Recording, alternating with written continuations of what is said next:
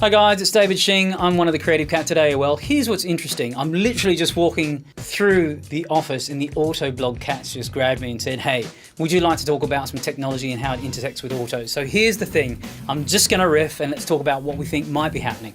Heads-up display. Wouldn't that be incredible if it actually gave me more of an augmented experience as opposed to, hey, this is how fast you're driving and this is the radio station you're switching to. So literally turn-by-turn directions. It has a ways to go so it doesn't interrupt the driving experience, but that'd be pretty amazing as one thing. The second thing is clearly 3D printing. As opposed to printing a whole car, integrate the 3D printing technology to make my car more personalized, hyper-personalized, as opposed to going through and trying to customize the car before I buy it. And it'd be also interesting to think about what product designers can do in terms of just prototyping stuff much faster and more effectively and perhaps even more efficiently. The other thing that I think is quite interesting is around the idea of wearables. Should I actually even bother using a key? Shall it read my eyes? Will it be thumbprint technology on the steering wheel to start the car?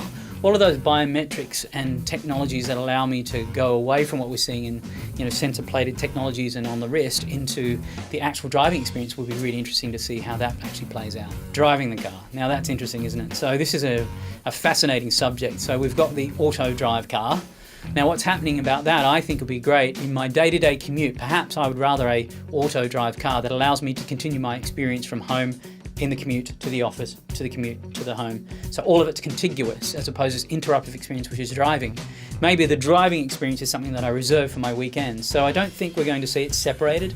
I still think people still need to interact with driving because there's something so passionate about driving a car that's so beautiful that won't go away. But this auto driving experience does allow people to be able to have the ability to sort of sustain something that could be fatigue based into something that's more experiential because the car's taking care of it and I can get on with my day.